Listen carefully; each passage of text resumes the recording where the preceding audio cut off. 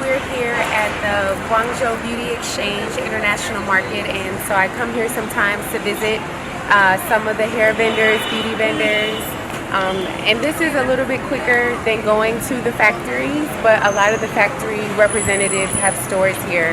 So let's go.